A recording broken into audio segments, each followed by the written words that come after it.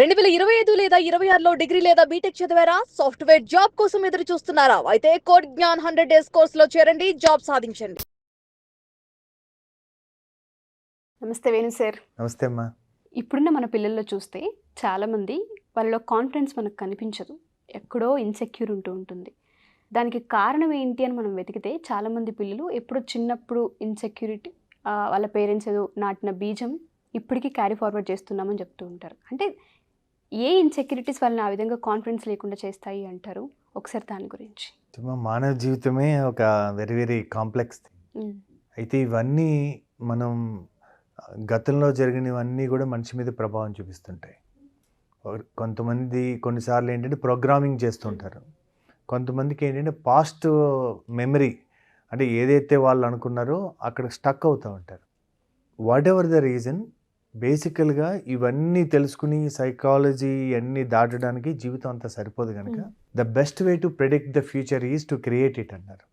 అంటే భవిష్యత్తుని మనం ఎలా ఉంటుందో తెలుసుకోవాలనుకుంటే సృష్టించడమే. అందుకని బేసిక్గా 4 భయాలు ఉంటాయండి ఎవరికైనా. అవి పిల్లల విషయంలో చూద్దాం మనం. మొదటి భయం కలలు కనే భయం. భవిష్యత్తు సృష్టించాలంటే కలలు కనాలి కదా. మరి కలగనడానికి భయం ఉంటే ఆ భయాన్ని దాటడం ఎలాగా? ఇది తెలుసుకుంటే పిల్లలకి కలలు కనే సామర్థ్యాన్ని డెవలప్ చేయొచ్చు. అంటే డేర్ టు డ్రీమ్ అని అంటుంటారు కదా. అంటే కళ్ళ కనడానికి ధైర్యం కావాలి కదా. అంటే అసలు కొంతమందికి ఎలా కళ్ళ కనాలో తెలియదు. ఎందుకంటే ఎవరైనా పూర్వం ఏదైనా పెద్ద పెద్ద ఇల్లు అది చూసినప్పుడు అదంతా డబ్బున్న వాళ్ళకి రా, వాళ్ళు బాగా వెలిసిన వాళ్ళు, ఇలా ఎవరైనా పెద్దలు అన్నారనుకోండి, ఎవరైనా బాగా వీళ్ళకి ఎప్పటికన్నా అది మేము ఈజీగా సాధించాలి అంటే బికాస్ అది వేరే జాతి అన్న ఫీలింగ్ క్రియేట్ చేశారనుకోండి, వాళ్ళు ఇప్పుడు కలగలరు. సో అందుకని ఇవాళ చాలాసార్లు మిడిల్ క్లాస్ మైండ్ సెట్ నుంచి బయటకు వచ్చేసారు. మీరు అబ్జర్వ్ చేస్తే ఎప్పుడైతే పిల్లలు సాఫ్ట్వేర్ ఉద్యోగాలు చేసి వేరే దేశాలు వెళ్ళి లక్షల్లో సంపాదించి వాళ్ళు ఏదైతే ఒకప్పుడు అందని ద్రాక్ష అనుకున్నారో అది అందే ద్రాక్షగా మారిందో, వాళ్ళు నెక్స్ట్ జనరేషన్కి ఆ ప్రాబ్లం లేదు కదా. ఆల్రెడీ ఎక్స్పీరియన్స్ అయిపోయారు కదా.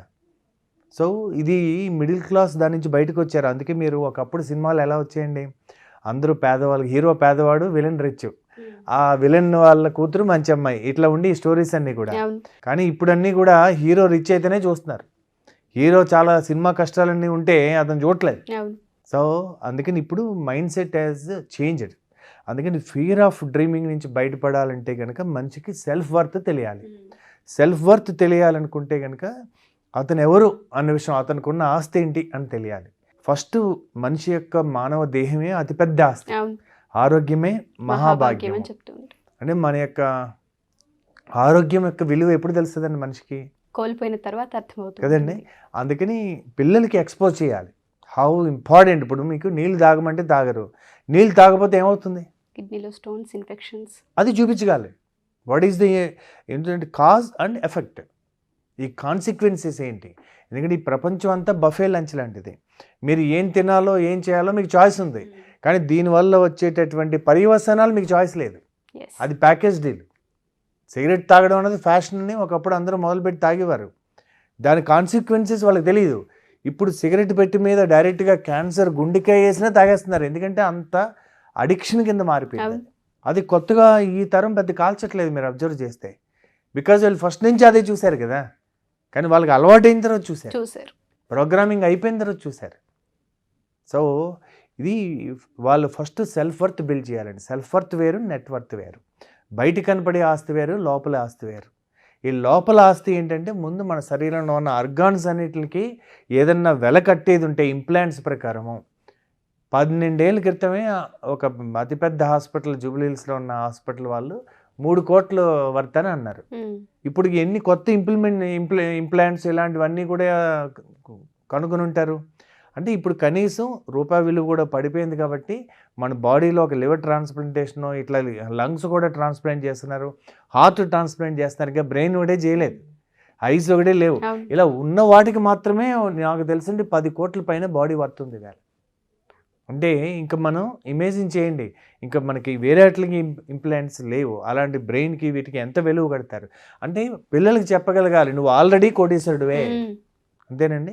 అలా నెక్స్ట్ మేధో సంపత్తి, ఎంత చదువుకుంటే. ఇప్పుడు చూడండి, మీరు ఆస్తులు ఇచ్చారు, పోవచ్చు, ఆస్తులు ఉండొచ్చు, వెళ్ళిపోవచ్చు. సో అందుకని మీకు ఏదన్నా మనిషి కొట్టేయచ్చు, ఆస్తి కొట్టేయచ్చు, డబ్బులు కొట్టేయచ్చు, మెటీరియల్ కొట్టేయచ్చు. ఎడ్యుకేషన్ మాత్రం ఇంపాసిబుల్. అందుకని విద్య అన్నది ఎంత విద్యావంతుడైతే అంత డిమాండ్లో ఉంటాడు ఈ ప్రపంచంలో. అందుకని సెల్ఫ్ వర్త్, మేధో సంపద పెంచుకోవాలి. మూడవది మనుషుల్ని సంపాదించుకోవాలి. ఆ నలుగురు ఉన్నారా అంటారు కదండి. ఇప్పుడు తల్లిదండ్రులు ఉన్న వాళ్ళు, మా నాన్న వాళ్ళ ఇంట్లో వాళ్ళ అమ్మ ఇది చేసింది, వాళ్ళ నాన్న ఇది కొని పెట్టింది, ఈ కంపేర్ చేస్తుంటారు పిల్లలు. కానీ పిల్లలు తల్లిదండ్రులే లేని వాళ్ళని చూసి ఇప్పుడు ఎవరైతే కంపేర్ చేస్తారో వాళ్ళకి, ఒకవేళ నీకు దత్తత ఇచ్చేస్తాం అక్కడని వేరే పేరెంట్స్కి ఇస్తే ఓకేనా వాళ్ళకి? Not okay. సో అందుకని the value of the mother, the value of the దానికి అసలు వాల్యూ కట్టే. కొంతమంది సింగిల్ పేరెంట్ ఉన్నారనుకోండి, నాకు తండ్రి లేదని బాధపడతారు. తల్లి ఉంది కదా, తండ్రి ఉన్నాడు కదా. సో లేని దాని గురించి బాధపడేటటువంటి విక్టిమ్ మైండ్ నుంచి బయటికి తీసుకురావాలి. ఏది ఉందో దానికి రుణపడి ఉండడం నేర్పించాలి. ఈ సెల్ఫ్ వర్త్ అలాగే బిల్డ్ అవుతుందండి. ఈ ప్రపంచంలో అందరికీ అన్నీ ఉండవు, ఇంక్లూడ్ మీరు ఎవరినైనా తీసుకోండి, అటు బిలియనీర్నైనా తీసుకోండి, ఒక ఎన్లైటెండ్ మాస్టర్స్నో సద్గురుస్ని తీసుకున్నా బాధపడడానికి ఏదో రీజన్ ఉంటుంది. కానీ వాళ్ళు యాటిట్యూడ్ అలా ఉండదు కదా. ఉన్న దానికి కృతజ్ఞత ఉంటుంది. ఒక మాంకు ఒక శిష్యులతోటి ప్రతిరోజు సాయంత్రం ప్రార్థన చేసేవాడు, ఇచ్చిన దానికి కృతజ్ఞత. ఆ రోజు వాళ్ళు భిక్షాటనకు వెళ్తే ఎవరు వేయలేదు, 5 ఇళ్ళులే అడగాలి వాళ్ళు. భవతి భిక్షాందే అని 5 ఇళ్ళు మాత్రమే అడగాలి. 5 ఇళ్ళలో వాళ్ళకి ఏమీ రాలేదు, ప్లస్ తిట్టారు, దట్ మీరు ఏదో సోమరపోతులు మెడిటేషన్ పేరు మీద పని కొట్టున్నారు ఇలా అని ఎవరు వేయలేదు. సో సాయంత్రం వచ్చేటప్పటికి వాళ్ళ గుడారాలన్నీ పెద్ద గాలి తుఫాన్ వచ్చి ఎగిరిపోయినాయి. ఇప్పుడు ఈయన గురువుగారేమో మనం కృతజ్ఞత ప్రార్థన చేద్దాం రండి అంటాడు. ఓ శిష్యుడికి అసలు ఏమి ఇచ్చాడని థ్యాంక్స్ చెప్పాలి ఇవాళ అంటాడు. లేదు, దేవుడు మనకి ఏం కావాలో అది ఇచ్చాడు అంటాడు. అంటే ఏమి ఇచ్చాడో చెప్పండి అంటాడు. టూ మచ్ అది, దేనికని థ్యాంక్స్ చెప్పాలి, ఇవాళ మనకు ఉపవాసం ఇచ్చాడు అంటాడు. సో అంటే మనకి మేబీ దట్ ఈస్ నెససరీ. అంటే మనకు కావాల్సింది ఇవ్వడం వేరు, మనకు అవసరమైంది ఇవ్వడం వేరు. What you Dzire is different from what you need. So అలాగే మనకి జీవితంలో ప్రస్తుతం ఉన్న సిచ్యువేషన్స్ అన్నీ మనకు అవసరమైనవి. ఒక సమస్య వస్తే ఒక జిమ్కి వెళ్తే బరువులు మోస్తేనే ఆ స్ట్రెంగ్తన్ అవుతాయి. అందుకని ఫిజికల్ మసిల్ స్ట్రెంగ్తన్ అవ్వాలంటే బరువులు ఎలా మొయ్యాలో, అలాగ సైకలాజికల్ అండ్ ఎమోషనల్ ఎంత ఛాలెంజ్ వస్తే అంత psychological, mental muscle, emotional muscle, spiritual muscle ఇవి స్ట్రాంగ్ అవ్వాలంటే మీకు ఎలాగా జిమ్ కోచ్ ఎలా ఇస్తాడో ఆ పైన కోచ్ కూడా మీకు అట్లనే ఇస్తాడు. ఇది సెల్ఫ్ వర్త్ బిల్డ్ చేయడానికి సరిపోతుంది.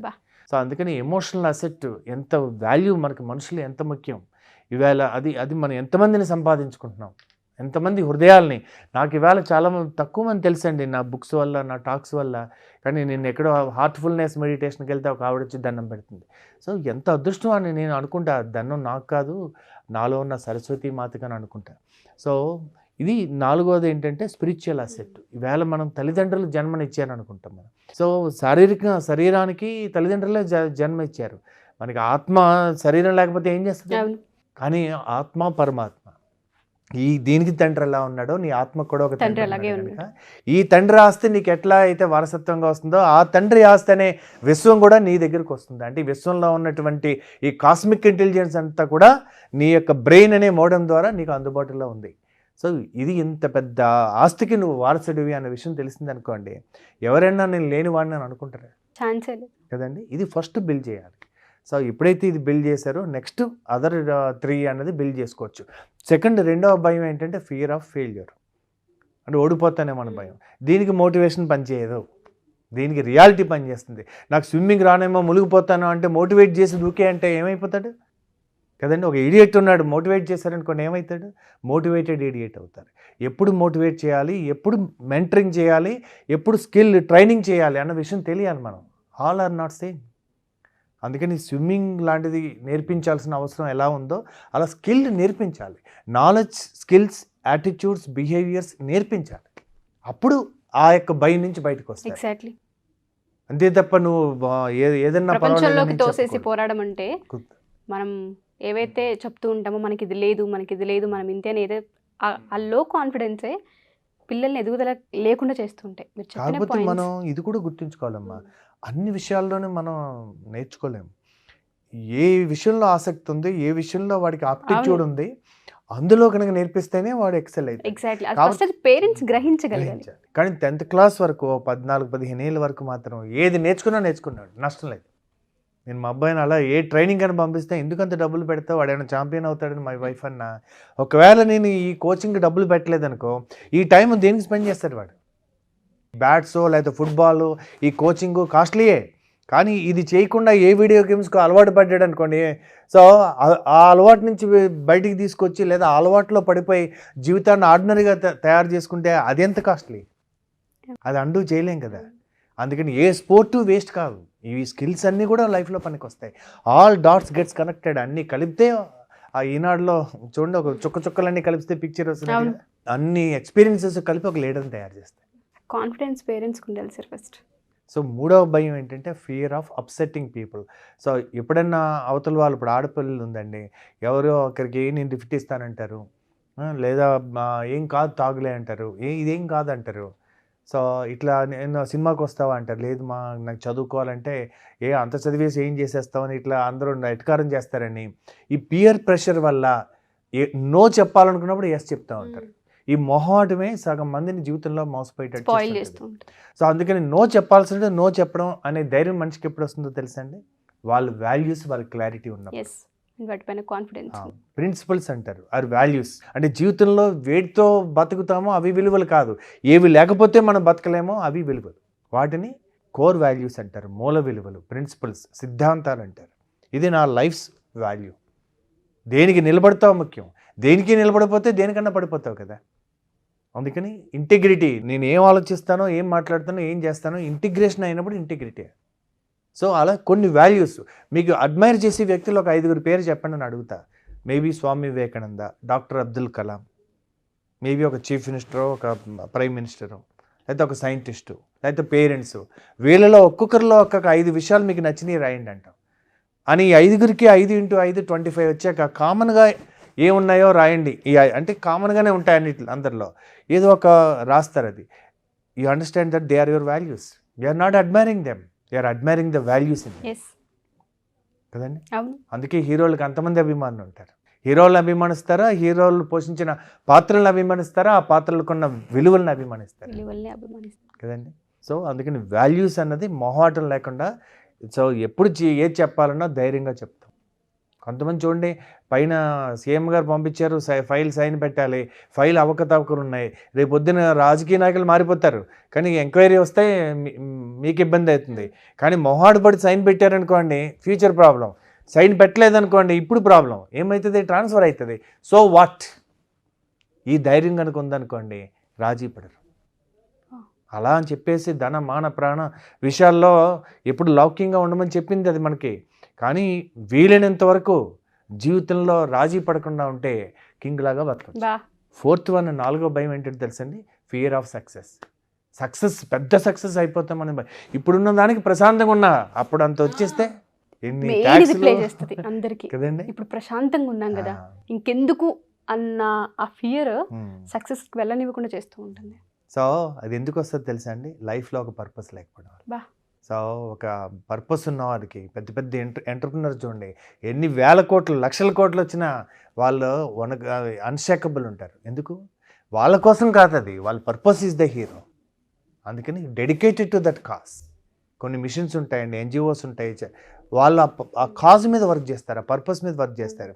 ఎంత వచ్చినా పర్పస్ అంత ఉండదండి, అంత ఒక మిషన్ అది. సో ఎప్పుడైతే పర్పస్ మీద వర్క్ చేసామో, ఈ ప్రపంచంలో ఉన్నది అంత సంపద వచ్చినా కూడా, ఎంత విజయం వచ్చినా పర్పస్ మంచిదే అవుతుంది. అందుకని మీరు హీరో కాదు, purpose is the hero, cause is the hero. ఇది తెలుసుకున్నారు అనుకోండి, భయం ఉండదు. Thank you so much Venu sir. Confidence ఎంత ఇంపార్టెంట్ అనేది మీరు చెప్పిన ఈ 4 పాయింట్స్ ఉన్నాయి చూసారా, ప్రతి పేరెంట్ ఫస్ట్ ఇది గ్రహించగలగాలి. ఖచ్చితంగా పిల్లల్లో కాన్ఫిడెన్స్ బిల్డ్ అవుతుంది. Thank you sir, thank you so much.